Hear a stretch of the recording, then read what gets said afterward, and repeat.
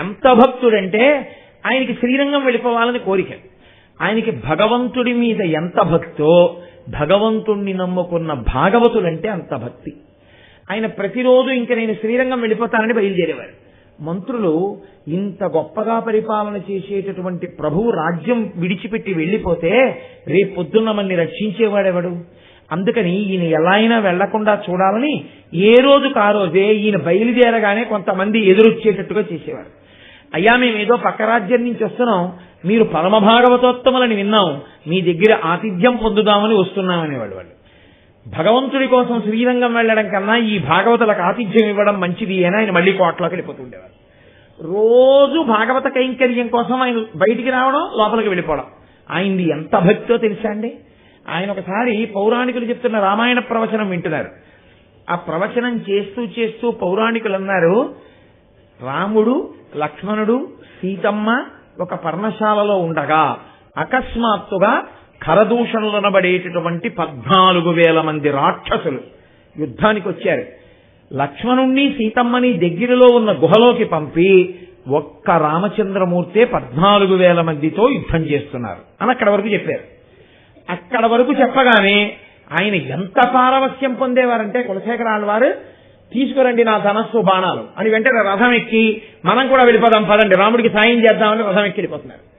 అయ్య బాబు, ఇదేమిటికి రామాయణం పూర్తిగా వినకుండా వెళ్ళిపోతున్నాడు ఈయన, ఎక్కడికి వెళ్ళిపోయి ఇప్పుడు రాముడికి సాయం చేస్తాడు అని మళ్లీ పౌరాణికులు గబగబా ఆయనకి ఎదురొచ్చి, అయ్యా యుద్ధం పూర్తయిపోయింది, 14,000 మంది మరణించారు, రామచంద్రమూర్తి సంతోషంగా సీతమ్మ తల్లిని కౌగిలించుకుని ఎంతో ప్రసన్నుడై ఆనందంగా ఉన్నాడు, ఇలాంటప్పుడు మీరు ఎడితే బాగుండదు, వాళ్ళ ఏకాంతవాసానికి భంగం వస్తుందన్నారు.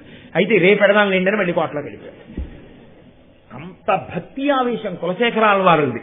ఒకనకొకప్పుడు ఆయన రామాయణం వింటుంటే రామరావణ యుద్ధం చెప్తున్నారు. రావణుడు రామచంద్రమూర్తిని ఇంత కష్టపడతాడా, పదండి చతురంగ బలాలతో మనం రాముడికి సాయం చేద్దామని మళ్ళీ రథం ఎక్కేశారు. ఎక్కేస్తే అయ్యా రావణ సంహారం అయిపోయిందని వెంటనే ఇంకా మిగిలిన ఘట్టాలు వదిలేసి రామరావణ యుద్ధం, రావణ సంహారం వెంటనే చెప్పేసి మళ్ళీ ఆయన కోటలోకి తీసుకొచ్చేశారు. అంతటి భక్తుడు. ఆయన జీవితంలో కోరుకున్నది ఏమిటో తెలుసా అండి? ఈశ్వర, నేను ఏదై పుట్టానన్న దానితో నాకు సంబంధం లేదు. శంకర భగవత్పాదుల యొక్క ప్రతిపాదనది. నేను ఏమై పుట్టాను అన్నదాంతో నాకు కోరిక లేదు. నరత్వం, దేవత్వం, నగవన మృగత్వం, మశకత, పశుత్వం, కీటత్వం భవతు విహగత్వాది జననం సదాత్పాదాబ్జ స్మరణ పరమానంద లహరీ విహారాసక్తం చేద్రూదయమిహకించే నవపుషా అంటారు శంకరులు. ఏ శరీరమైనా పర్వాలేదు, కానీ నాకు మాత్రం ఎప్పుడూ నువ్వు కనబడుతూ ఉండాలి. నేను అలా చూడ్డానికి వీలైనటువంటి రూపాన్ని నాకు కృప చెయ్యి అని అడిగారు.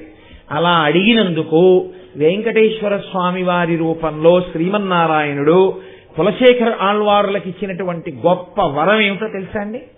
వెంకటేశ్వర స్వామి వారి ఎదురుగుండా ఉండేటటువంటి మొట్టమొదటి గడప ఆయనే. అందుకే ఆ గడప రూపంలో అక్కడ ఉండేటటువంటి వ్యక్తి కులశేఖర ఆళ్వార్లే ఉంటారు. అందుకే ఆ గడపని కులశేఖర ఆళ్వార్పడి అని పిలుస్తూ ఉంటారు. ఆ దేవాలయంతో ఎంతమందికి అనుబంధమో, మీరు ఇలా దాటి లోపలికి వెళ్ళగానే శంకరిది పద్మనది దాటి గడప దాటిలా లోపలికి వెళ్ళగానే అనంతార్యుల వారు విసిరినటువంటి గుణపం ఇప్పటికీ కుడిచేతి గోడ మీద కనబడుతుంది. మీరు ఇంకొంచెం ముందుకెళ్లి ఇలా ఎడం పక్కకి తల తిప్పగానే ఇప్పటికీ వెంకటపతి రాయలు, అచ్యుతరాయలు, వరదాజి అమ్మాణ్ణి ముగ్గురు ఎడంచేతి పక్కన ఉంటారు. మీరు ఇలా కుడి చేతి పక్కకి చూస్తే శ్రీకృష్ణదేవరాయల వారు, ఆయన భార్యలు తిరుమలదేవి, చిన్నాదేవి. విచిత్రం ఏమిటో తెలుసా అండి? రాయల వారు తాను బ్రతికుండగా తన విగ్రహాలు చేయించుకుని తాను అక్కడ పెట్టుకున్నాడు. నేను ఇలా స్వామివారి దర్శనం చేస్తూ ఇక్కడ ఉండిపోతే చాలు నా విగ్రహం అని తాను బ్రతికుండగా పెట్టుకున్న మూర్తి. రాయల వారు ఆ చుట్టుపక్కలకు వస్తే ఉదయగిరి ఆ ప్రాంతాల్లో ఆయన ఉంటే అంచెలంచెల ఘంటామంటపాలు పెట్టించుకున్నాడు కొండల మీద. వెంకటేశ్వర స్వామి వారికి మహానైవేద్యం అవగానే గంట కొట్టేవారు. ఇక్కడ గంట కొడితే ఈ గంట విని మళ్ళీ అంత దూరంలో గంట కొట్టేవారు, మళ్ళీ ఆ గంట విని ఇంకొంత దూరంలో గంట కొట్టేవారు. అలా అంచెలంచెల ఘంటామంటపాలు శ్రీకృష్ణదేవరాయల వారు విడిది చేసిన కోట వరకు ఉండేవి. ఈ అంచెలంచెల గంటలు వింటూ అక్కడ ఉన్న గంట వింటే వెంకటేశ్వర స్వామి వారికి మహానైవేద్యం అయిపోయిందని గుర్తు. ఆ మహానైవేద్యం అయిపోయిందన్న గుర్తుగా వినపడిన గంట విన్న తర్వాత కృష్ణదేవరాయల వారు భోజనం చేసేవాడు. కాబట్టి అంతటి మహాభక్తుడు. అందుకే ఆయన తాను బ్రతికుండగానే తన విగ్రహాలను అక్కడ పెట్టుకున్నాడు. మీరు వెంకటాచల క్షేత్రానికి వెళ్ళడం అంటే అత్యంత బాధాకరమైన విషయం. ఇవాళ ఏమైపోయిందో తెలుసా అండి? పరుగులే. అసలు ఆ గడప దాటిన దగ్గర నుంచి ఓ పిచ్చి పరుగు. నేను కాదంటలేదు, ఎందుకంటే వెంకటేశ్వర స్వామి వారే సమస్త తీర్థ పితృదేవత దేవతా స్వరూపుడు అని పిలిచింది స్కంద పురాణం. ఆయన్ని చూడాలన్న ఆర్తి మంచిది, కానీ మీరు క్షేత్ర వైభవాన్ని ఎప్పుడు అనుభవిస్తారు? అయ్యో, ఇంతటి మహానుభావులు, ఒక చిన్న స్వామి దీక్షితరికి ఇక్కడే నోరొచ్చింది, ఇంతమంది మహానుభావులు తిరుగాడిన ప్రదేశమని మీరు అవన్నీ చూసి ఆనందం అనుభవించకుండా కేవలం దేవాలయంలోకి పరుగు కింద వెళ్ళిపోతుంటే అసలు మహాపురుషుల యొక్క స్పర్శ చేత కలిగినటువంటి ఆ వైభవాన్ని అనుభవించగలిగిన స్థితి ఎప్పుడు కలుగుతుంది? మీరు అవి చూసి కొంచెం ముందుకెడితే రంగనాయకుల మంటపం ఉంటుంది. ఇప్పటికీ మీరు కొంచెం ఓపిగ్గా దాని ముందు కూర్చుని అద్దాల మంటపం దగ్గర ఉన్న అరుగు మీద కూర్చుని ఎదురుగుండా చూస్తే, అంటే అంత కూర్చొనిచ్చే అవకాశం ఎక్కడ ఉంటుంది, కానీ మీరు నడుస్తూ చదవలసి ఉంటుందని నేను చెప్పవలసి ఉంటుందేమో బహుశా. ఒక పెద్ద ఇత్తడి ప్లేటుతో ఒక బోర్డు ఒకటి పెట్టి ఉంటుంది. మాలిక్ కఫూర్ దక్షిణ దేశం మీదకి దండయాత్రకు వచ్చి ఆఖరికి శ్రీరంగ క్షేత్రాన్ని కూడా కొల్లగొట్టేస్తుంటే శ్రీరంగ క్షేత్రంలో ఉన్నటువంటి ఉత్సవమూర్తి అయినా రక్షింపబడాలని ఆయన్ని తీసుకొచ్చి వెంకటాచలం కొండ మీదకి వాళ్ళు ఎక్కరు కాబట్టి తీసుకొచ్చి వెంకటాచలంలో పెట్టేశారు. ఆయన్ని అక్కడే ఉంచి ప్రతిరోజు ఆరాధన చేసేవారు ఉత్సవమూర్తిని. ఆయన మూర్తి అక్కడ ఉండి సేవలు అందుకున్న కారణంగా దానికి రంగనాయకుల మంటపము అని పేరు వచ్చింది. సాళువ నరసింహరాయలు కట్టించాడు పక్కన ఉన్నటువంటి తిరుమలరాయ మంటపం. అలాగే మీరు కొంచెం ముందుకెళ్లి చూస్తే రాజా తోడరమల్లని ఉంటారు మహానుభావుడు. ఆ మూర్తుల్ని చూడ్డానికే విచిత్రంగా ఉంటారు. దానికి పక్కనే ఒక ఆయన డప్పు ఒకటి పెట్టుకుని సుప్రభాతం వేళకెడితే ఆ డప్పు కొడుతూ కూర్చుని ఉంటాడు. ఆ రాజా తోడరమల్, ఆయన తల్లిగారి పేరు నాకు జ్ఞాపకం ఉన్నంత వరకు మోహనాంగి, భార్య గారి పేరు పితాబి. వాళ్ళ ముగ్గురి యొక్క మూర్తులు అక్కడ ఉంటాయి. ఆయన వెంకటాచల క్షేత్రాన్ని ఆంగ్లేయులు పాడు చేయకుండా కర్ణాటక నవాబ్ గారి యొక్క పక్షాన సైన్యాధిపతి అయి ఈ వెంకటాచల క్షేత్రాన్నంతటినీ కూడా ఆంగ్లేయ సిపాయిలకి దొరకకుండా క్షేత్ర రక్షణ చేసినటువంటి మహానుభావుడు ఆ రాజా తోడరమల్. ఆ మిగిలినటువంటి మూర్తులు అక్కడే ఉంటాయి. కాబట్టి వెంకటాచల క్షేత్రం ఎంతమందితోటో అనుబంధాన్ని పొంది ఉంటుంది. అటువంటి క్షేత్రంలో అన్నిటికన్నా చాలా గొప్ప విషయం ఏమిటో తెలుసా అండి?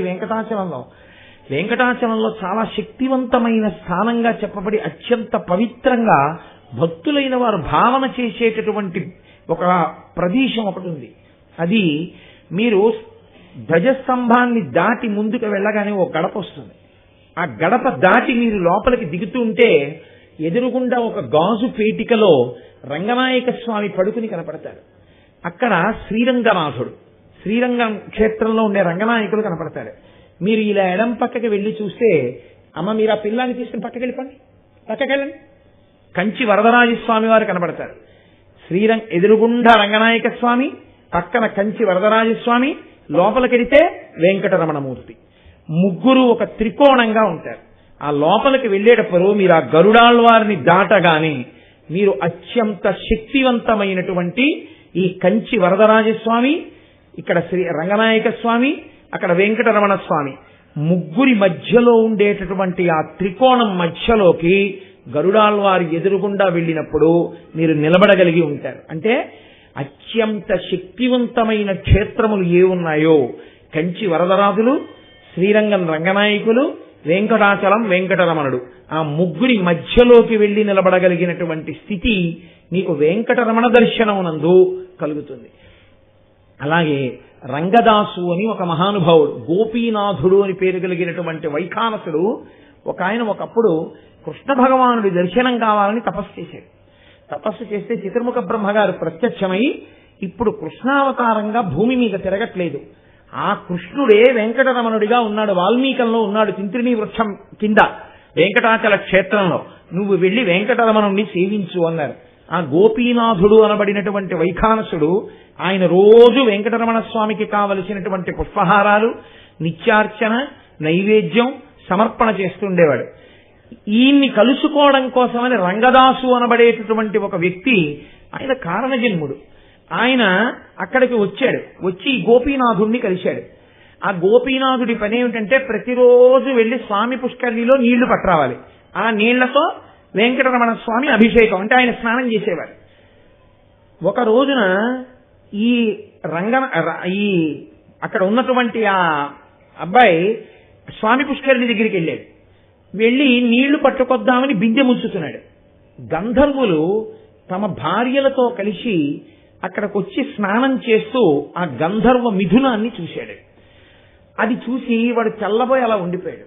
అతను గొప్ప ఇంద్రియజయం కలిగినటువంటి వాడు. కానీ ఆ రోజున కామమోహితులై మిథున దశలో ఉన్నటువంటి ఆ గంధర్వుని యొక్క భార్యాసహితుడైనటువంటి ఆ స్థితిని చూసి ఈయన అక్కడే ఉండిపోయాడు. చాలాసేపు ఉండిపోయి ఈ రంగదాసు తర్వాత ఆ నీళ్లు పట్టుకుని ఆ బిందె పట్టుకుని వచ్చాడు. వస్తే ఈ గోపీనాథుడికి ఎక్కడ లేని కోపం వచ్చింది వైఖానసుడికి. వచ్చి ఇంతసేపటిగా వస్తావు, స్వామివారికి ఎంత ఆలస్యమైంది అర్చన అన్నారు. అంటే వెంకటేశ్వర స్వామి వారు అన్నారు, ఇది నేను కావాలని సృజించినటువంటి నా లీల. ఇందువల్ల ఒక మహోత్తరమైనటువంటి విషయం జరగబోతోంది రాబో కాలంలో. ఎవరైతే ఈ రంగదాసుగా ఇప్పుడున్నాడో ఇతను ఒక బావిని ఒకదాన్ని తవ్వుతాడు. ఈ బావి ఏదైతే ఉందో ఆ బావిలో నీళ్లనే ఉత్తరోత్తర రాబోయే కాలంలో నాకు సంబంధించినటువంటి వంటలు మొదలైనటువంటివి జరిపేటటువంటి నూతి నీరుగా ఆ నీరు వాడబడుతుంది.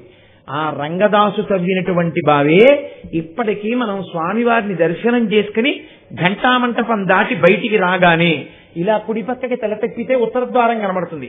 ఇంకొంచెం ముందుకెడితే అక్కడ ఒక పెద్ద బావి, ఇప్పుడు దాని మీద ఒక పెద్ద అట్ట అవి పెట్టేశారు. అది దాటి ముందుకెళ్లి ఎడం పక్కకి జరిగితే ఒకళ్ళు మాకు దర్శనానికి ఎడతాం. అదే రంగదాసు తవ్వినటువంటి బావి. అక్కడ పూల బావి అని ఒక బావి ఉంటుంది. ఆ బావికి ఒక పెద్ద కథ. మీరు ఉచిత ప్రసాదము, ఉచిత అన్న మాట వాడడం నాకు అసలు ఇష్టం ఉండదు. ప్రసాదము అంతే.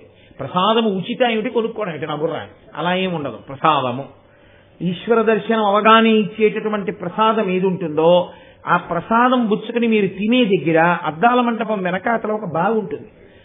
అదే పూల బావి. వెంకటరమణుడికి నిర్మాల్యాన్నంతటినీ ఆ బావిలో వేసేవారు. ఒకనకొకప్పుడు తొండమాన్ చక్రవర్తికి ఒక ఆపద కలిగితే ఆయన సొరంగ మార్గంలో వచ్చి శ్రీభూ సహితుడై పడుకున్నటువంటి వెంకటేశ్వరుడి దగ్గరికి గభాల్లో వచ్చాడు. సిగ్గుపడిపోయినటువంటి భూదేవి గబగబా పర్యంకం నుంచి దూకేసి వెళ్ళి నూతులు దూకేసి, అంటే దానివల్ల ఏదో ఉపద్రవం కలుగుతుందని కాదు, కానీ ఆవిడ సిగ్గుపడి నూతులో దాక్కుందామని దూకింది. ఆ తరువాతి కాలంలో భూదేవి అందులోకి వెళ్ళింది కాబట్టి స్వామివారి నిర్మాల్యాన్నంతటినీ ఆ నూతిలోనే వేసేవారు. అందుకే ఆ నూతిని చూసినప్పుడు మనకి ఆ సంఘటన జ్ఞాపకం వస్తుంది. ఆ తరువాతి కాలంలో ఇక ఎప్పుడు పడితే అప్పుడు వచ్చే అవకాశాన్ని తొండమాన్కి రద్దు చేశారు వెంకటేశ్వర స్వామి. ఆ తరువాతి కాలంలోనే తొండమాన్ చక్రవర్తి యొక్క ఉద్ధతి కారణంగానే వెంకటేశ్వర స్వామి వారు మాట్లాడడం కూడా మానేశారు. ఎందుచేత అంటే మీకు నేను ఇప్పుడు ఒకరోజు ఉపన్యాసంలో చెప్పాను కూర్ముడికి సంబంధించినటువంటి ఘట్టం. అలాగే తొండమాన్కి కించిత్ అహంకారం ఉండేది. ఏమిటా అహంకారం అంటే వెంకటరమణుడిని ప్రతిరోజు స్వర్ణ తులసీదళాలతో పూజ చేసేవాడే. నేను బంగారు తులసీదళాలతో పూజ చేస్తాను, నా అంత గొప్పగా ప్రతిరోజు బంగారు తులసీదళాలతో పూజ చేసేవాడు ఎవరు అని అనుకునేవాడు. కానీ వెంకటేశ్వర స్వామి వారి శాసనం ఏమిటో తెలుసా అండి? ఆయనకి ఈ లోకంలోకి రాగానే మొట్టమొదట అర్చన చేసినటువంటి వారు వైఖానసులు.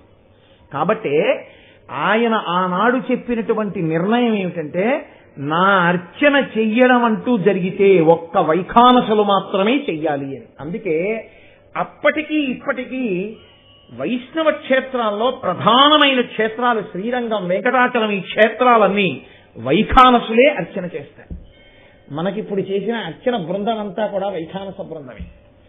ఆ వైఖానసులు వాళ్ళకు ఒక సంప్రదాయం, శంఖచక్రములను పాయస పాత్రలో ముంచి గర్భిణి అయి ఉండగా పాయసం తినిపిస్తారు కదండి. తినిపించి పునీతం చేస్తారు గర్భస్థ శిశువుని. అది వారి సంప్రదాయం. అలా చేయడం చేత లోపల విష్ణుభక్తి తత్పరుడైనటువంటి బిడ్డడు జన్మిస్తాడు అని. ఆ వైఖానసులే నా అర్చన చెయ్యాలి అని నిర్ణయం చేసిన వారు వెంకటేశ్వర స్వామి. అందుకే అప్పటికీ ఇప్పటికీ ఎప్పటికీ వెంకటేశ్వర స్వామి అర్చన చేసేది వైఖానసులే చేస్తుంటారు. అటువంటి స్వామి ఈ తొండమాన్ చక్రవర్తి రోజు నేను బంగారు తులసి దళాలతో పూజ చేస్తున్నాను అని అహంకరిస్తే ఒక రోజున ముందు రోజు పూజ చేసిన దళాలు తీద్దామని ఇలా తీస్తున్నాడు పాదాల నుంచి, బంకమట్టి దళాలు కనబడ్డాయి. ఆయన తెల్లబోయి నేను బంగారు దళాలతో పూజ చేస్తాను, బంకమట్టి దళాలు ఎవరు పూజ చేస్తాడు అని ఆ రోజుల్లో మాట్లాడారు స్వామి. వెంకటరమణుని అడిగారు. అడిగితే ఆయన అన్నారు, బంగారు దళాలతో నేనే పూజ చేస్తానని నీకు అహంకారం, అందుకే నాకు పరమ అసహ్యం, అహంకారంతో ఇచ్చినది ఏదీ నేను పుచ్చుకోను. అసలు నాకు బంకమట్టి తులసి దళాలతో పూజ చేసినా నా యందు భక్తి కలిగిన వాడు ఒకడున్నాడు, ఆయన తులసి దళాలే నేను పుచ్చుకుంటాను అంటే ఎవరాయనని అడిగాడు. నువ్వు ఇదిగో రాజ్యానికి కాంచీపురం వైపుకి వెడితే అక్కడున్నాడు భీముడు అనబడేటటువంటి కుమ్మరివాడు, ఆయన భార్య పేరు తమాలిని. అతను ఏమీ తెలియదు, గుండెల్లో నన్ను నమ్మాడు. ప్రతిరోజు చక్రం తిప్పి కుండలు చేయడం మొదలు పెట్టే ముందు ఆయన ఓ కుండ పెంకు ఒకటి పట్టుకొస్తాడు, నన్ను ఒకసారి తలుచుకుంటాడు, నమస్కారం చేస్తాడు. మధ్యాహ్నం వరకు కుండలు చేస్తాడు. ఓ కొత్త కుండ ఒకటి పగలగొట్టి ఓ కుండ పెంకు ఒకటికొస్తాడు. తను తినే సంకటి మజ్జిగ అన్నమో అటువంటిది ఏది ఉందో ఆ ముద్ద ఒకటి అందులో పెడతాడు. వెంకటరమణ తినంటాడు. అతని భక్తికి నేను రోజు అక్కడే తింటుంటానన్నాం. వెళ్ళి అతన్ని చూసి నీకు భక్తి అంటే ఏమిటో తెలుస్తుందన్నాడు. తొండమాన్ చక్రవర్తి కాలినడకన వెళ్ళాడు. మంచి ఎండలో ఇక నడవలేక ఆ కుమ్మరి ఇంటి ముందుకెళ్ళి పడిపోతే ఆ భీముడే పరిగెత్తుకొచ్చి ఈయన లేపాడు. ఇదేమిటి మహారాజు ఏమిటి ఇలా రావడం ఏమిటని. ఇక్కడ భీముడు అంటే ఎవరన్నారు, నేనే భీముడిని అన్నారు అని తన పాకలోకి తీసుకెళ్లారు. తన భార్య తమాలిని చూపించారు. నీ భక్తికి వెంకటరమణుడు పొంగిపోయాడు. నువ్వు పెట్టిన అన్నం తింటున్నట్ట, అసలు ఆనంద నిలయంలో ఆయన నైవేద్యమే తింటలేదు. ఏమయ్యా నీ భక్తి అన్నారు. అంటే అతను అన్నాడు, నా భక్తి ఏమిటి, నాకు తెలుసున్నదొక్కటే, నేనంటూ ఉన్నా, నా భార్య ఉన్నా, ఈ ప్రపంచం ఉన్నా, నేను ఏదైనా చేసినా అన్నీ చేయిస్తున్నవాడు ఆయన తప్ప ఆయన అనుగ్రహం లేకుండా ఏదీ జరగదు అని నమ్మి ఉంటానంతే తప్ప నాకు ఇంకేం తెలియదు. గోవిందా అంటాను, ఆ మట్టి దళాలు తీసుకెళ్లి ఆయన పాదాల మీద పెడతాను. ఈలోగా వెంకటేశ్వర స్వామి వారు గరుడ వాహనం మీద ఉభయనాంచారులతో కలిసి ఆ పాకలో దిగారు. దిగి తను కట్టుకున్న పట్టుబట్ట తీసి బహూకరించారు భీముడికి. అమ్మవార్లిద్దరూ తమ మెళ్ళో ఉన్న నగలు తీసి వాళ్ళకి ఆ తమాలినికి వేశారు. గరుడ వాహనం మీద ఎక్కించి భీముణ్ణి భార్యా సహితంగా వైకుంఠానికి తీసుకెళ్లారు. ఇదే కీర్తన చేస్తే అన్నమాచార్యుల వారు కొండలలో నెలకొన్న కోనేటి రాయడువాడు అన్న కీర్తనలో తిరువరతి కంచిలోనున్న కురువరతి నంబి రమ్మన్న చోటికి వచ్చి ఇచ్చిన వాడు అంటూ కీర్తన చేస్తారు. ఆ కురువరతి నంబి అని పిలుస్తారు ఆయన. కాబట్టి అలా అనుగ్రహించారు. మహానుభావుడు ఆనాటి నుంచి ఈనాటి వరకు ఆయన పెట్టుకున్న ఒట్టేమిటో తెలుసా అండి. నా దగ్గరికి వచ్చేవాళ్ళు ఇలాగే వస్తారు అహంకారంగా, మేమిస్తామంటారు, నాకు అక్కర్లేదు. ప్రతిరోజు నేను పరమ ప్రేమతో పెట్టింది తింటాను తప్ప మేమింత గొప్పగా తెచ్చామన్నది నేను తినను అనడానికి గుర్తేమిటంటే, ఇన్ని కోట్ల కోట్ల కోట్ల ఆస్తులున్నా, ఇన్ని లక్షల మంది నా దర్శనానికి వచ్చినా నాకు మధ్యాహ్నం జరిగే నైవేద్యం మాత్రం ఆకులో కాదు, బంగారు కంచంలో కాదు, ఎందులోనూ పెట్టడానికి వీల్లేదు. ఏ రోజుకు ఆ రోజు ఒక కొత్త కుండ తెచ్చి పగలగొట్టి కుండ పెంకులో పెరుగన్న ముద్ద పెడితే అదే తింటాను నేనని ప్రతిజ్ఞ చేశారు. అందుకే ఆయన తినే పళ్ళెం తోమక్కర్లేదు. అందుకే కోమని పళ్ళాల వాడ వెంకటేశుడే వేడు కొందామా అంటారు అన్నమాచార్యులు గారు. కోమని పళ్ళెంలో తింటాడు ఆయన, కుండ పెంకులో తింటాడు. అందుకే వెంకటరమణుడి అనుగ్రహం అంటే ఏమిటో తెలుసా అండి. భక్తితో ఆయన ముందు నిలబడి గోవిందా అంటే చాలు పరవశించిపోతాడు. ఆ భక్తి లేకుండా పటాటోపం ఎంతున్నా లొంగేవాడు కాదు ఆయన. కాబట్టి ఆనాడు అలా లొంగిపోయాడు కురువరతి నంబికి. కురువరతి నంబి అంటే నాకు మాట గుర్తొస్తోంది. తిరుమల నంబి అని ఇంకొక మహానుభావుడు. ఆ తిరుమల నంబి రామానుజాచార్యుల వారు చిన్నవారు, తిరుమల నంబి పెద్దవారు. రామానుజాచార్యుల వారు కొండ మీదకి వచ్చినప్పుడు తీర్థప్రసాదాలు పట్టుకుని తిరుమల నంబి ఎదురెడితే రామానుజాచార్యుల వారు అన్నారు, పెద్దవారు మీరు నాకు ఎదురు రావడమా, మీకన్నా చిన్నవారు దొరకలేదా నాకు పట్టుకురావడానికి తీర్థప్రసాదాలు అన్నారు. అంటే ఆయన అన్నారు, మీరు ఇలా అంటారని మాడవీధులన్నీ వెతికాను, ఇవాళ ఎవరు కనబడలేదు నాకన్నా చిన్నవాడు, అందుకే నేనే వచ్చానన్నారు. ఆ తిరుమల నంబి మహాపండితుడు. ఆయన రామాయణం చెప్పడం కోసం కొండ దిగొచ్చి ప్రతిరోజు రామాయణం చెప్పేవారు రామానుజాచార్యుల వారికి. చెప్పి మళ్ళీ సాయంకాలం కొండ మీదకి వెళ్ళిపోయారు. అయ్యో రోజు కొండ దిగి సాయంకాలం కొండెక్కడంలో నేను మధ్యాహ్నం స్వామి దర్శనం చేసుకోలేకపోతున్నానే అని బెంగపెట్టుకున్నాడు. ఆయనకి రాత్రి స్వప్నంలో కనబడి వెంకటేశ్వర స్వామి వారు వరం ఇచ్చారు, నువ్వేమి బెంగ పెట్టుకోకు, నీ కోసమని నా పాదాలని కొండ కింద అలిపిరిలో ప్రకాశింపచేస్తాను, నువ్వు రోజు నా పాదాలని మధ్యాహ్నం అక్కడ దర్శనం చేయని. మనం కొండ నడిచి ఎక్కేటప్పుడు దర్శనం చేసే పాదాలు తిరుమల నంబి భక్తి వల్ల వచ్చినవి. ఆ తిరుమల నంబి యొక్క గుడి ఇప్పటికీ కూడా సహస్ర దీపాలంకార సేవ జరిగేటటువంటి మంటపం పక్క నుంచి నడుస్తుంటే ఎడంచేతి వేపుకుంటుంది, మీకు ఎడంచేతి వేపుకుంటుంది తిరుమల నంబి దేవాలయం. కాబట్టి వెంకటరమణుడు ఒకరినా ఇద్దరినా ఎంతమందిని అనుగ్రహించాడు. వెంకటాచల క్షేత్రానికి వెళ్ళడం అంటే అటు ఇటు పరిగెత్తమని కాదు. మీరు దక్షిణమాన వీధిలో తిన్నగా వెళ్ళి మళ్ళీ ఇలా కుడి పక్కకి తిరిగిపోయే ముందు కొంచెం ఎడం పక్కకి తిరిగితే అక్కడ ఒక గేటు ఉంటుంది. ఆ గేటు దాటి లోపలికి వెడితే ఒక పెద్ద పొగడ చెట్టు, ఇప్పుడు చిన్న చెట్టు ఉంది. అనంతార్యుల వారు మీకు ఇందాక చెప్పానే, ఆయనకి వెంకటాచల క్షేత్రంలో స్వామికి పూల కైంకర్యం అంటే మహా ఇష్టం. అందుకని ఆయన మళ్ళీ అక్కడ బొగడ చెట్టుగా పుట్టారు. ఇప్పటికీ ఆ బొగడ చెట్టు అనంతార్యుల వారి యొక్క బృందావనం అక్కడ ఉన్నాయి. మీరు వెళ్ళి ఇప్పటికీ చూడొచ్చు అనంతార్యుల వారి బృందావనాన్ని. అనంతార్యుల వారు ఇప్పటికీ బొగడ చెట్టుగా ఉంటారు అక్కడ. కాబట్టి మహానుభావుడు. మీరు అలా కొంచెం ముందుకొస్తే కుడి చేతి పక్కకు ముందుకొచ్చి వరాహస్వామి గెస్ట్ హౌస్ వెనకాలకి వెళితే అక్కడే తరిగొండ వెంగమాంబ గారి బృందావనం. మహాతల్లి తరిగొండ వెంగమాంబ గారంటే కారణ జన్మురారు. నాగాల కృష్ణయ్య మంగమ్మ అనబడేటటువంటి దంపతులకి తరిగొండలో జన్మించారు. నేను ఈ మధ్య ఆ తరిగొండ క్షేత్రానికి వెళ్ళి అవన్నీ చూసి వచ్చాను కూడా, నరసింహస్వామి వారి దేవాలయం అవన్నీ కూడా. ఆ తరిగొండలో పుట్టిన తల్లి ఆవిడ కారణ జన్మురాలు. ముందు 5 కొడుకులు ఉన్నారు ఆయనకి. కానీ ఆయన ఆ కృష్ణయ్య గారు నాకు కూతురు కావాలి కన్యాదానం చేయడానికి అని వెంకటరమణుని ప్రార్థన చేశారు. కొండ మీదకి వెళ్ళి ఓ కూతురు పుట్టింది. ఆ అమ్మాయికి వెంకమ్మ అని పేరెట్టారు. ఆ పిల్ల చిన్నప్పటి నుంచి మీరాబాయిలా వెంకటేశ్వర స్వామి వారి మూర్తితో ఆడుకునేది. పెళ్లి చేస్తానంటే ఆవిడనేది, నాకు పెళ్లి ఏమిటి, నాకు ఎప్పుడో పెళ్లి అయిపోయింది, నేను వెంకటరమణుడి ఇల్లాలిని అనేది. కారణజన్ముల జీవితాలు కారణజన్ముల జీవితాలే. వాళ్ళు మాట్లాడిన మాటల్ని తీసుకొచ్చి సాంఘిక విప్లవాలతో ముడిపట్టి అనుసంధానం చేయకూడదు, తప్పది. వాళ్ళు భక్తితో బతుకుతారు, భక్తితో ఉంటారు. అంతేగాని వాళ్ళని తీసుకొచ్చి విప్లవాలకు సంబంధించిన మాటలతో కలిపి సంస్కరణలు సిద్ధాంతాలు ఇలాంటి పిచ్చి మాటలన్నీ దానికి కలిపి వ్యాఖ్యానాలు చేయడం పరమ అసహ్యకరమైనటువంటి విషయం. కాబట్టి ఆ వెంగమాంబ గారు నాకు పెళ్లిపోయిందని చెప్పేవారు. అయినా ఎవరినో ఇచ్చి పెళ్లి చేశారు. ఆ అబ్బాయి చనిపోయాడు. ఆవిడ సువాసిని చిహ్నాలను విడిచిపెట్టలేదు. మీకు నేను ఒకప్పుడు 1 సంవత్సరం అనుకుంటా తరిగొండ వెంగమాంబ గారి వృత్తాంతాన్ని చాలా విపులంగా చెప్పాను. కాబట్టి ఇప్పుడు చెరిగిటి చేరడం ఎన్ని మాటలు చెప్పినా మంచిదే, కానీ సమయాన్ని దృష్టిలో పెట్టుకుని నేను దాని జోలికి వెళ్ళను. కానీ ఆవిడ వెంకటాచల పర్వతం మీదకి చేరారు. ఒకప్పుడు చేరి లక్ష్మీదేవి అనుగ్రహంతో ఆ కొండ మీదే ఉండేవారు. లక్ష్మీదేవి ఎంతమందిని అనుగ్రహించిందో తెలుసా అండి? వెంకటాచలం కొండ మీద ఉన్న తల్లి ముత్తుస్వామి దీక్షితుడు వారి భార్య. ముత్తుస్వామి దీక్షితుడు వారు చాలా ఆర్జన. ఎందుకంటే ఆర్జన అంటే ఆయన డబ్బులు ఇచ్చుకునేవారు కాదు, పట్టుకొచ్చి ఇచ్చేసేవారు. ఆయనకి ఇలా పుచ్చుకుని ఇలా ఇచ్చేసేవారు. ఆయన భార్య ఒక రోజున ఒక కోరిక కోరింది, నాకు ఒంటి నిండా నగలతో ఉండాలని ఉండేది. ఆయన లక్ష్మీదేవి మీద కీర్తన చేసి పడుకున్నారు దీక్షితుడు వారు. రాత్రి నిద్రపోతున్నటువంటి దీక్షితుడు వారి భార్యకి సర్వాభరణ భూషిత అయినటువంటి లక్ష్మీదేవి కల్లో కనపడి నువ్వు ఒంటి నిండా పెట్టుకోవడానికి నగలు కావాలంటున్నావు కదూ, ఈ నగలన్నీ లక్ష్మీ కటాక్షంగా రావాలంటున్నావు కదూ, నీకొకటి చెప్పనా, అసలు స్త్రీ రూపంలో ఉన్న నేనే పురుష రూపంలో ముత్తుస్వామి దీక్షితుడిగా నీకు భర్త రూపంలో ఉన్నాను. నీ భర్తయే లక్ష్మీ స్వరూపుడు. అందుకే అంత ఆకర్షణ. దీక్షితుడి వారు ఎక్కడ కూర్చుంటే అక్కడికి జనం అలా వస్తారు. లక్ష్మీదేవియే పుంస్వరూపంలో ముత్తుస్వామి దీక్షితుడిగా పుట్టింది. నేనే నీ భర్తగా ఉన్నాను. అటువంటి భర్త కన్నా నీకేం కావాలి ఆభరణాలని అడిగిందాడు.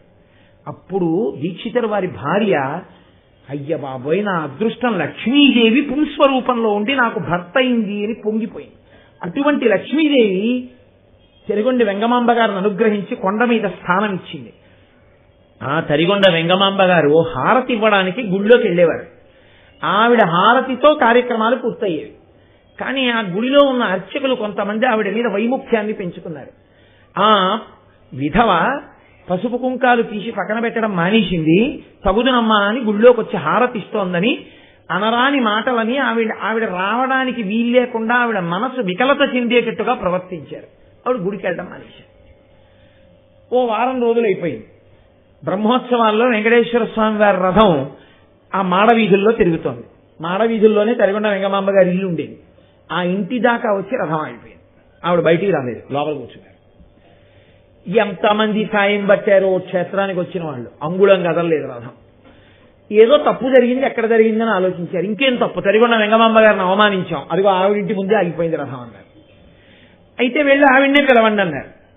ఆవిడ్ని వెళ్ళి క్షమార్పణ చెప్పి, అమ్మా ఇంకెప్పుడు నీ జోలికి రాం, నీ హారతితోనే కార్యక్రమాలు పూర్తవుతాయి, కాబట్టి తల్లి నువ్వు ఆలయంలోకి వచ్చి హారతిద్దుగనివి, వచ్చి ఒక్కసారి రథానికి హారతి అమ్మా, రథం కదులుతుంది అన్నారు.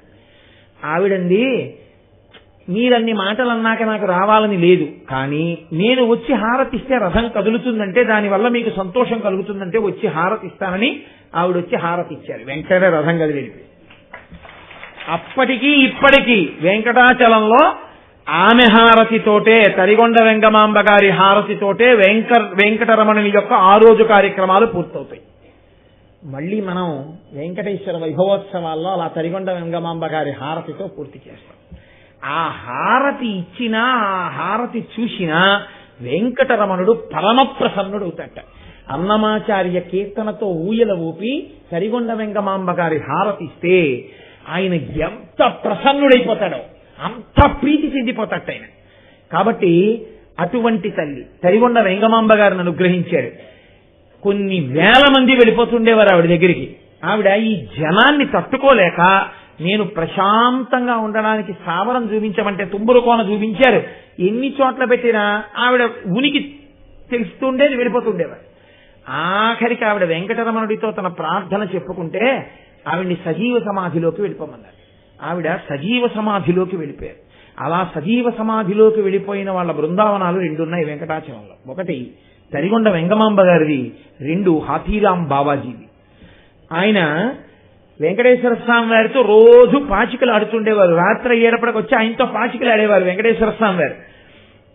అందరికీ ప్రచారం అయిపోయింది, వెంకటరమణుడు బావాజీ గారితో పాచికలు ఆడతాటని.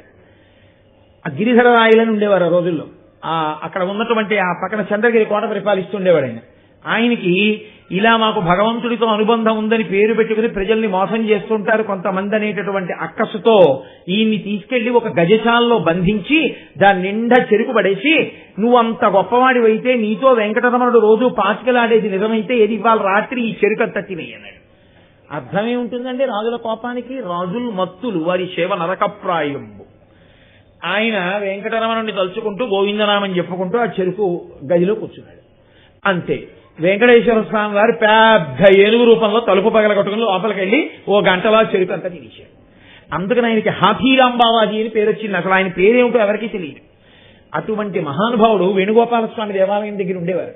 ప్రతిరోజు మనం పాప వినాశనం వెళ్ళేటప్పుడు ఎడం చేతి పక్కన ఉంటుంది వేణుగోపాల స్వామి ఆలయం. ఆయనకి ఇలాగే జనం తాకిడి పెరిగిపోయి ప్రశాంతంగా ఎప్పుడూ నిన్ను లోపల దర్శనం చేస్తూ ఉండాలి అని అడిగితే ఆయన్ని కూడా జీవ సమాధిలోకి వెళ్ళమన్నారు.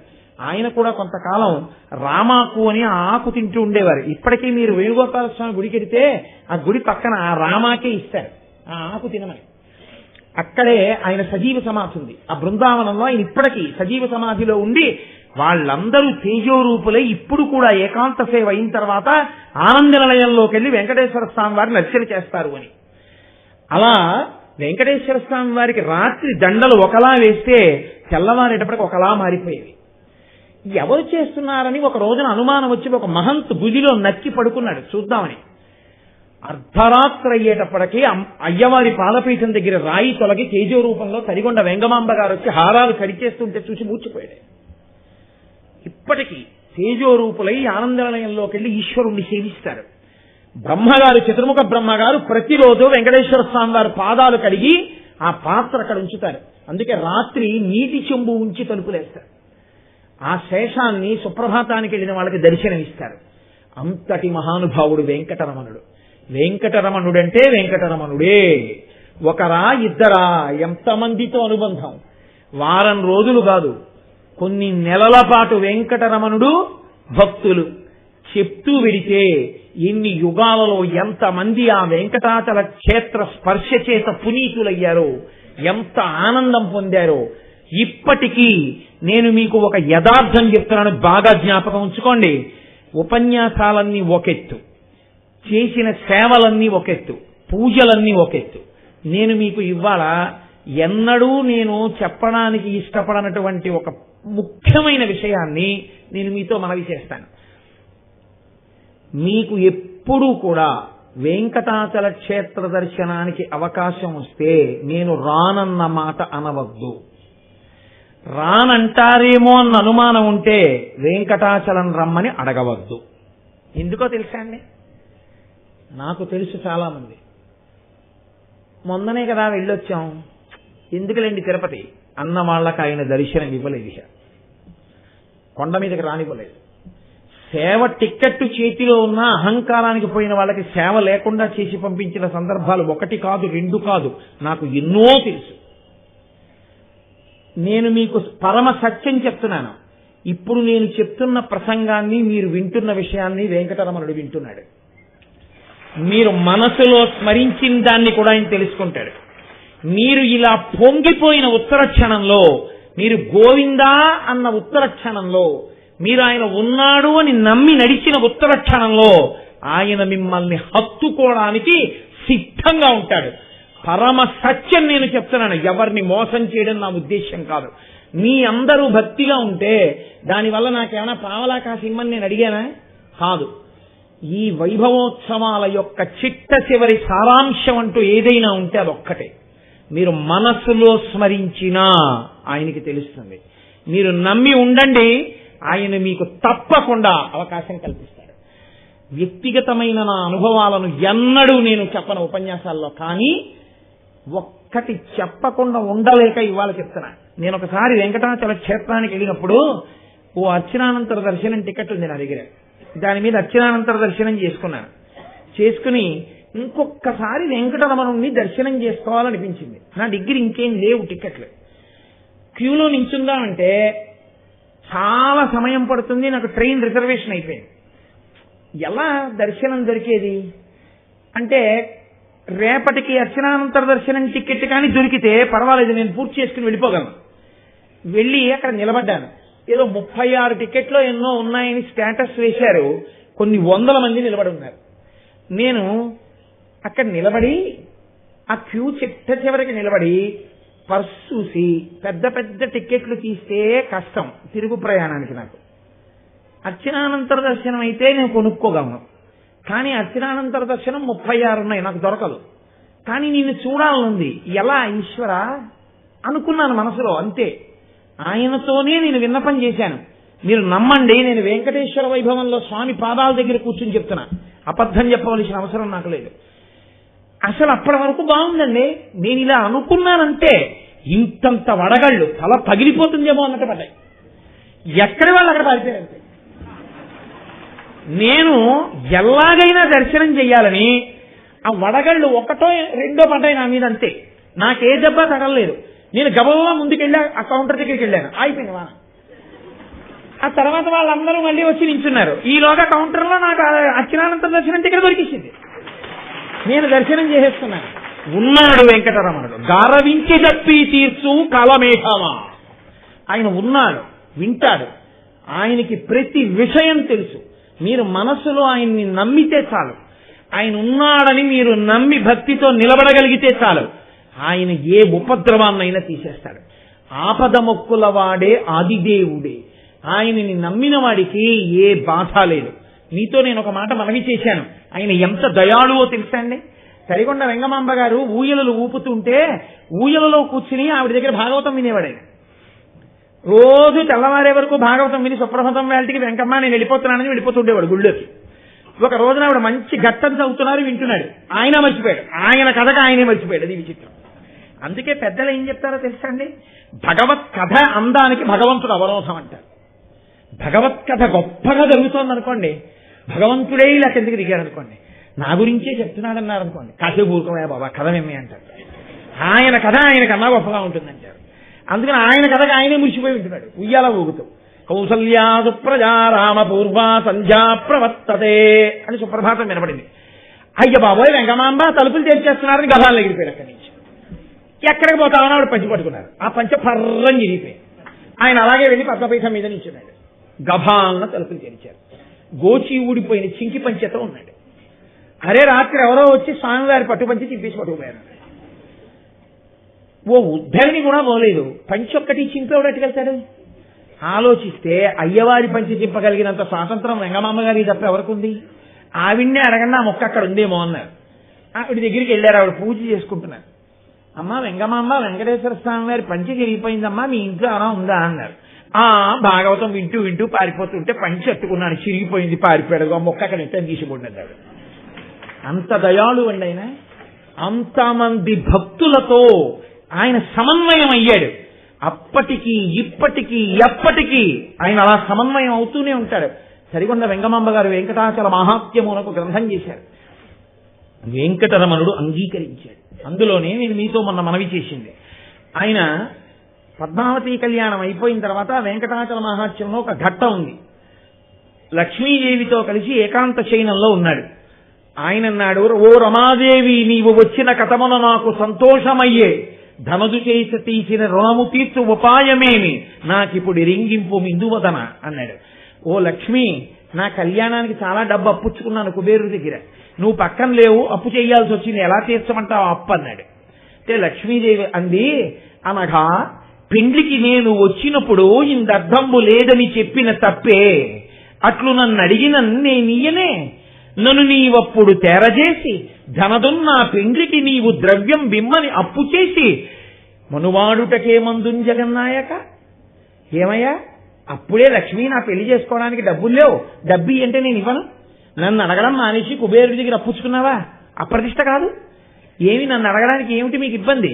అందుకని ఏమీ ఇబ్బంది లేదు, ఇప్పుడైనా ఇస్తాను, నన్ను అప్పుడు ఎందుకు అడగలేదు? ఆయన అన్నాడు, అనవుడు విష్ణుడు ఇట్లనియే, నన్నెడబాసిన జాలి చేత నీవతి చింతనొందగను, నేను ముదంబున పెండ్లికాడుటకు అర్థంబు కావలని నిన్నడుగుటకు నోరెట్లు పుట్టు. అప్పుడు లక్ష్మి, నువ్వు కోపం వచ్చి కొల్హాపురం వెళ్ళిపోయావు, నేను పద్మావతిని పెళ్లి చేసుకుంటున్నాను, డబ్బులు ఈ లక్ష్మి అని నిన్ను ఎలా అడగను? కొంచెం మొహమాటం వేసింది. కాబట్టి నీవిది తప్పు చేసినను తేరక చూడక మంచు పల్కగన్ అంటే పద్మావతోరు లక్ష్మకరు అని కాదు, అందుకని నేను అప్పు చేశాను, ఇది వంక పెట్టుకుని నన్ను అలా సాధించక లక్ష్మి అన్నాడు. అంటే ఆవిడంది, ఆ డబ్బే పాటి, ఇదిగో ఇప్పుడే ఇస్తున్నాను, మూటలు పట్టుకెళ్ళి కుబేరుడికి ఇచ్చేయండి, రండి వైకుంఠానికి వెళ్ళిపోదాం. ఆయన అన్నాడు, రాను, వడ్డీ ఒకటే కడతా, అప్పు అలాగే ఉంచుతా, ఇక్కడే ఉంటాను, అదేం సరదా మీకు అంది. ఆయన అన్నాడు, కలియుగంబున ప్రజలు పాపకర్మంబులనరించి ఆపదలు పొందినప్పుడు నా పేరు తలచి తత్కాలంబునందు మొరలు పెట్ట, వారి ఆపదలు తీర్చి కాపాడకుండుట నాకు ధర్మంబు కాదు. కావున వారి దుష్కర్మంబులను ద్రవ్యంబులుగా ఆకర్షణంబు చేసి ఆపదలు తీర్చి ఈ కొండపైకి రప్పించి నిస్పృహుండనగుచు అజ్ఞులైన జనులకి పింతున చలమతిని. నేనేం చేస్తుంటానో తెలుసా లక్ష్మి? ఈ కలియుగం కలిపురుషుని యొక్క ప్రభావం చేత చాలా తప్పులు చేస్తారు ప్రజలు, ఇన్ని పాపాలు చేస్తారు. ఈ పాపాలన్నీ ఆపదలుగా వస్తాయి. ఆపదలుగా వచ్చిన తర్వాత నా పేరిచ్చి ఏడుకొండలవాడ వెంకటరమణ గోవిందా గోవిందా అంటారు. అప్పుడు నేను రక్షించకుండా వైకుంఠానికి వెళ్ళిపోతే ఎలా? అందుకని ఇక్కడే నిలబడి ఇలా చూస్తూ వింటూ ఉంటారు. ఎక్కడ ఎవడు ఏ పాపం చేయడం వల్ల ఆపదొచ్చిందో ఆ ఆపదొచ్చినప్పుడు గొంతెత్తి మొరపెట్టి నన్ను వేడుకుంటే వెంటనే ఏం చేస్తానో తెలుసా? కలియుగం కదూ, వాడి పాపానికి సరిపోయినంత ద్రవ్యాన్ని పాపం మీదకి ఆకర్షణ చేసి మొక్కు మీద మొక్కు వాడు మొక్కేటట్టుగా చేసి వడ్డీ కాసుల వాడనై ఆ డబ్బంతా కొండ మీదకి రప్పించి నేనెక్కడికి వెళ్లకుండా ఇక్కడే నిలబడి ఆ డబ్బంతా వచ్చి వెంకటాచలం హుండీలో పడుతుంది. మళ్లీ ఆ డబ్బంతా పట్టుకెళ్లి రకరకాలైనటువంటి సేవల పేర్లతో పేదవాళ్లైనటువంటి ప్రజలకి అందేటట్టుగా చేస్తూ ఉంటారు. నిజంగా నేను పాకెట్ మనీ వాడుకోవాలిగా లక్ష్మి, మరి నేను పుచ్చుకునే డబ్బేమిటో తెలుసా? ఇలను పుణ్యాత్ములైన వారిచ్చినట్టి ధనము నేను కొంత గైకొని కొంత ధనదుకు వడ్డీ చెల్లించి వింతలీల చేయుచుండదనంచు చిత్రముగా పలికే. ఆయన అన్నాడు, చాలా పుణ్యాత్ములైన వారు ఉంటారు, వాళ్ళు ఏ కోరికతో రారు, మేము స్వామిని చూడకుండా ఉండలేమని వస్తారు కొండక. వాళ్ళు ఏమీ కోరుకోరు, నన్ను అలా చూసి పొంగిపోయి నమస్కారం చేసి వెళ్ళిపోతుంటారు. అలా నా దర్శనానికి వచ్చినటువంటి వాళ్ళు హుండీలో వేసింది పావలా కాసైనా నేను ఆ డబ్బులు తీసుకుని ఖర్చు పెట్టుకుంటాను. ఆ డబ్బులతోటే నా అప్పుకి వడ్డీ కడుతూ ఉంటాను. కలియుగం వరకు ఆ అప్పు అలాగే ఉంచుతాను. ఆ అప్పు పేరుతో ప్రజల పాపాలని ద్రవ్యంగా మార్చి కొండ మీదకి రప్పించి వాళ్ళ ఆపదలు తీర్చి కాపాడుతుంటాను. లక్ష్మి వాళ్ళకి మాత్రం డబ్బి పిల్లలు పాడైపోకూడదు అని లక్ష్మీదేవిని బ్రతిమాలి 7 కొండల మీద నిలబడి కలిపురుషుని ప్రభావం చేత ఎంత పాపం చేసినా రక్షించడమే లక్ష్యంగా పెట్టుకుని నిలబడినటువంటి దయాళువైనటువంటి వాడు వెంకటరమణుడు. కాబట్టి అటువంటి మహానుభావుడు. అందుకే వెంకటాచల క్షేత్రం గురించి ఒక మాట చెప్తుంటారు.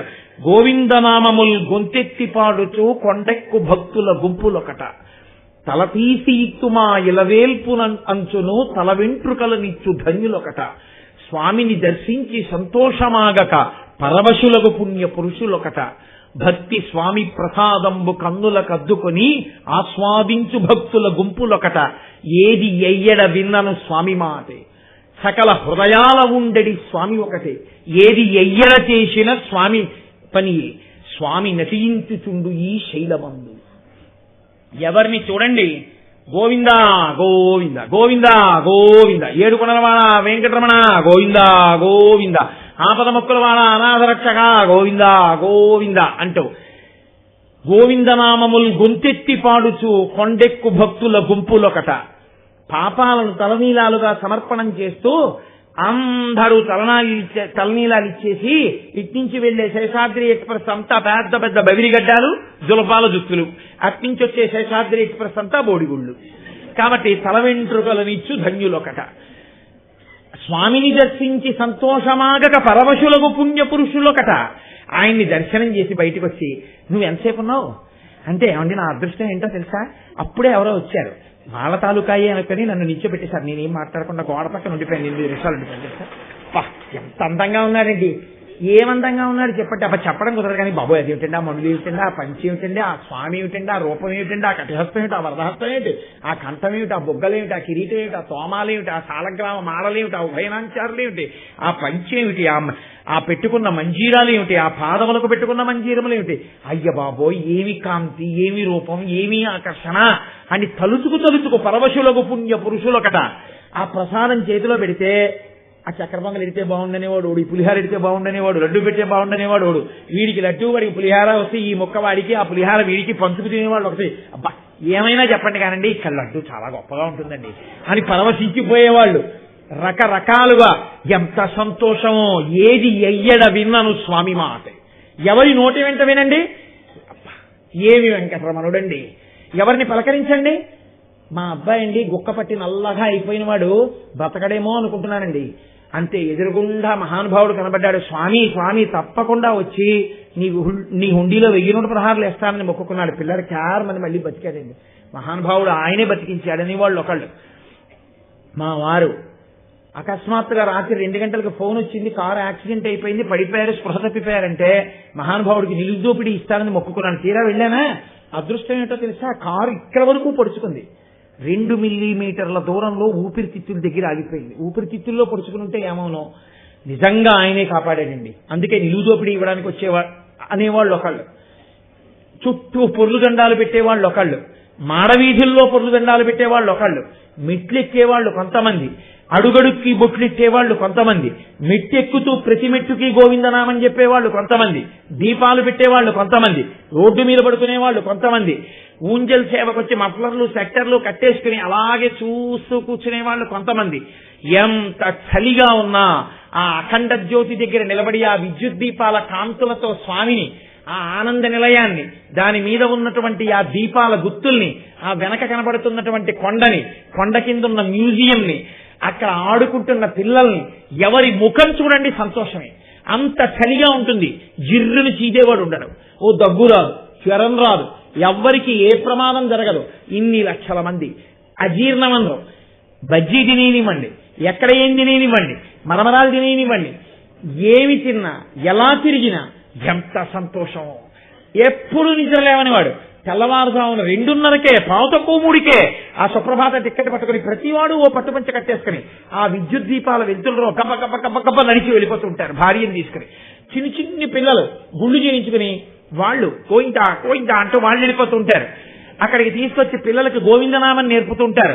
ఆ చంటి పిల్లల్ని మేనమామ ఒళ్ళో కూర్చోబెట్టి పుట్టు చిత్తులు ఇచ్చేస్తుంటే గచ్చకాయ లాంటి గుళ్ళు బయటకు వస్తుంటే ఎంత అందంగా ఉంటారో ఆ పిల్లకాయలు.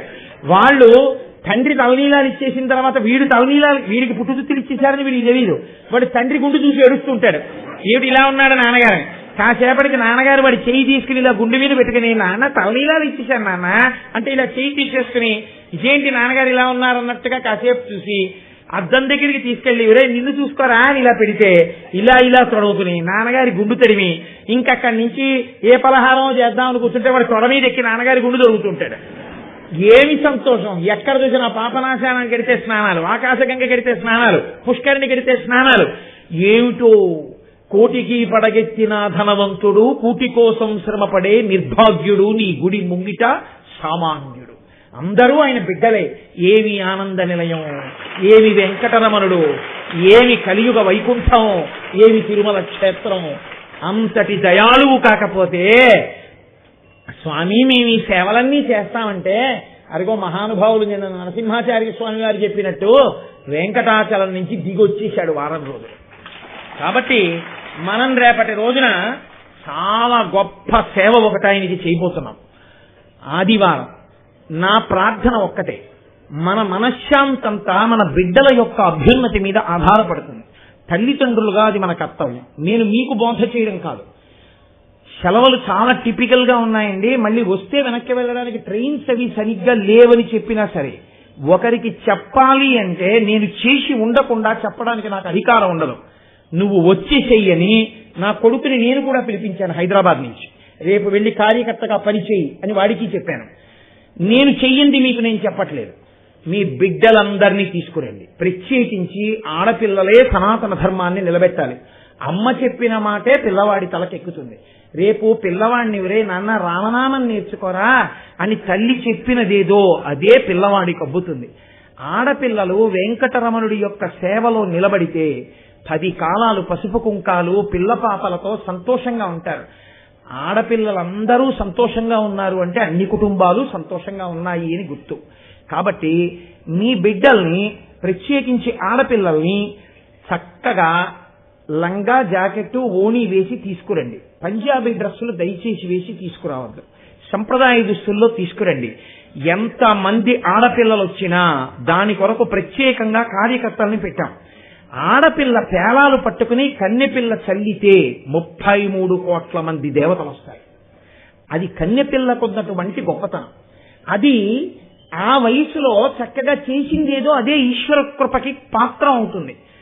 బ్రహ్మోత్తర ఖండంలో స్కంద పురాణంలో ఘట్టం ఉంది. నేను పొద్దున మనవి చేశా మీతో. ఒక పిచుక ఆనంద నిలయంలో ఎగిరితే దాని రెక్కల యొక్క తాకిడికి ధూళికణం పక్కకెడితే చక్రవర్తికి కుమారుడుగా పుట్టించాడు పరమేశ్వరుడు. ధూళికణం ఎగిరిందని. మీ ఆడపిల్లలందరూ చక్కగా పేలాలు జల్లుతూ వెంకటరమణుడి ముందు నడుస్తారు. సువాసినులకు జన్మ హక్కు. సువాసినిత్వాన్ని ఆయనే నిలబెట్టాలి. మహానుభావుడు. సువాసినులు మాత్రమే పొందే అధికారం ఏమిటో తెలుసా అండి? వెనక ఈశ్వరుడు వస్తుంటే రోడ్డు మీద ఇంతకు ముందు ఎందరో తిరిగి దాన్నంతటినీ మలినం చేసి ఉంటారు. కాబట్టి సువాసిని సుగంధ పరిమళంతో కూడుకున్న జలాన్ని మామిడాకుతో చల్లుతూ నడిస్తే వెనక ఈశ్వరుడు ప్రసన్నుడయ్యేస్తాడు. నా ముందు నిలబడి నడిచిందని మిమ్మల్ని మీ కుటుంబాన్ని ఆయన ఆదుకుంటాడు.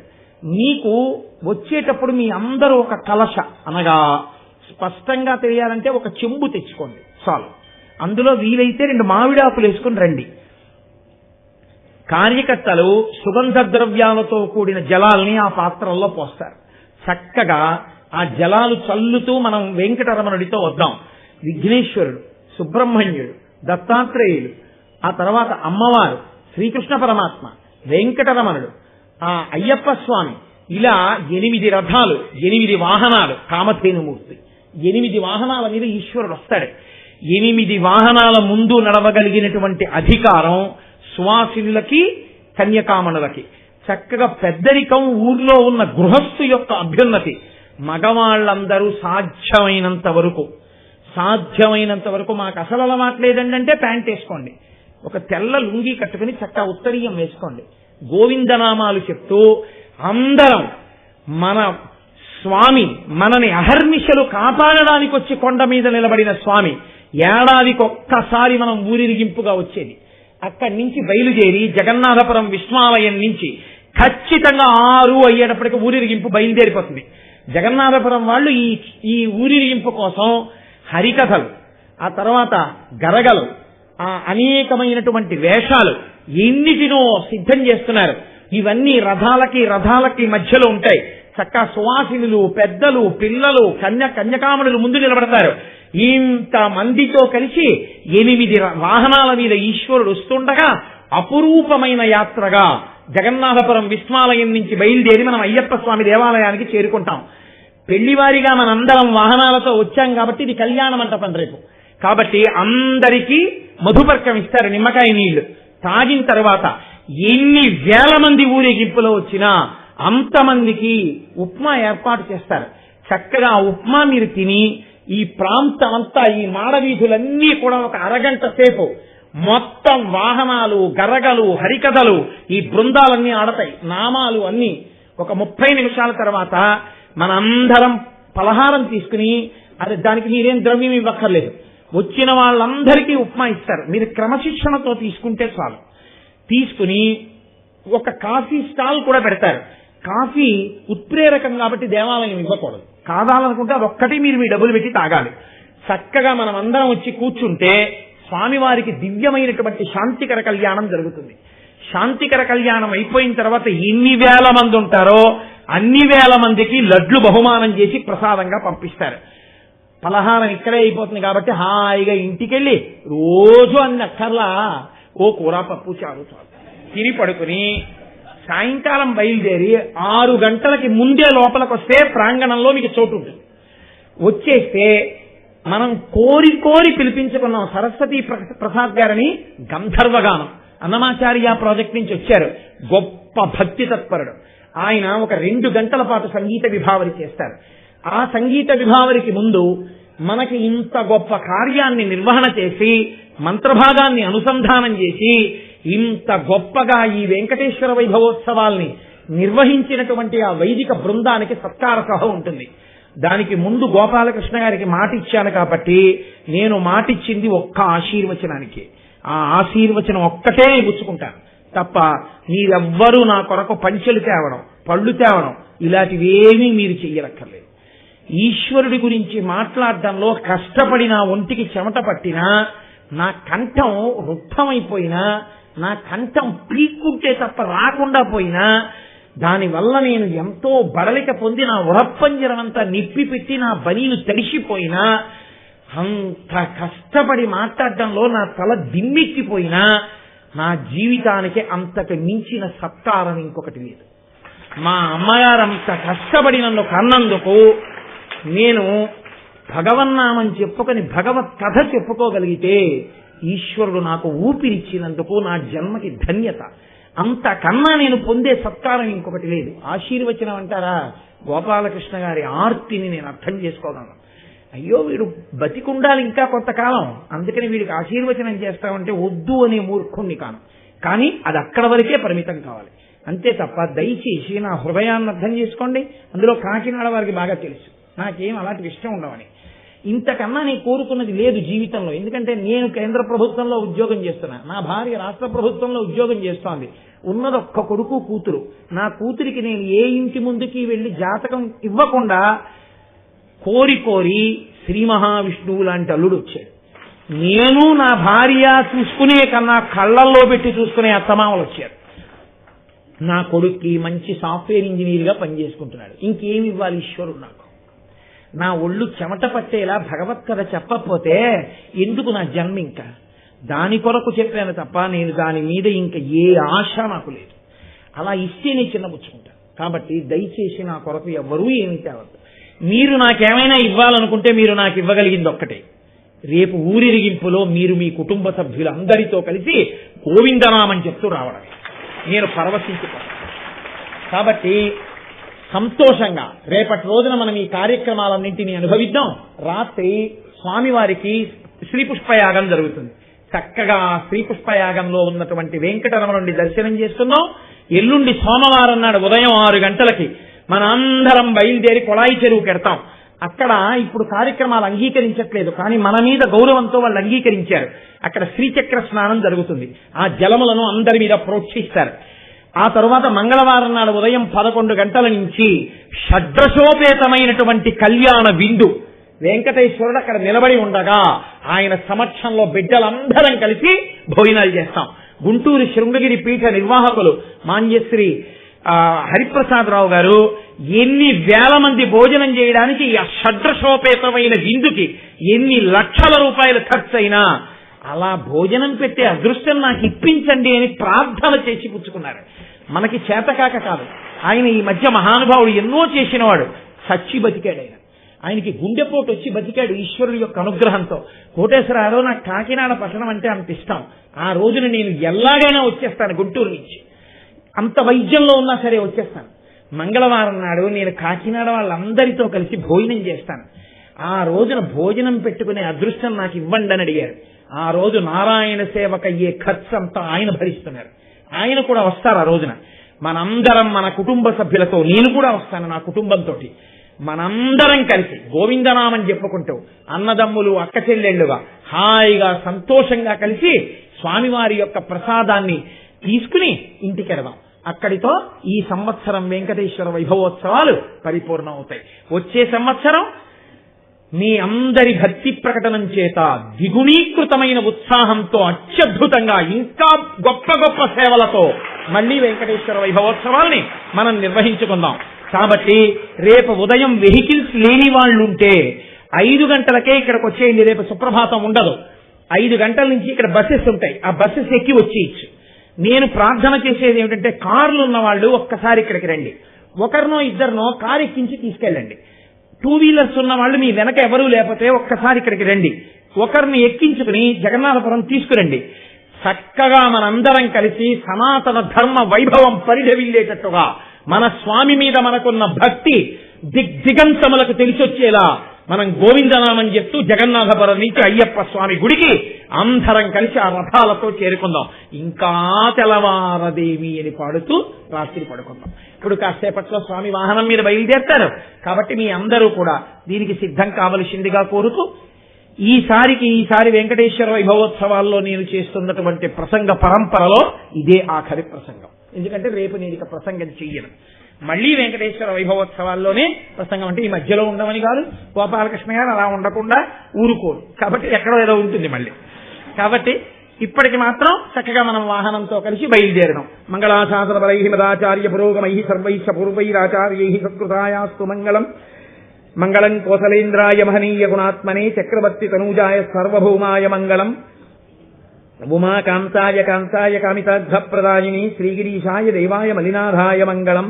కరచరణకృతం వా కర్మవాక్కాయజం వా శ్రవణనైనజం వా మానసం వాపరాధం విహితమవిహితం వా సర్వమేత్తక్షమస్వా శివ శివ కరుణాబ్ధే శ్రీ మహాదేవ శంభో. సర్వం శ్రీ ఉమామహేశ్వర పరబ్రహ్మార్పణమస్తు. స్వస్తి.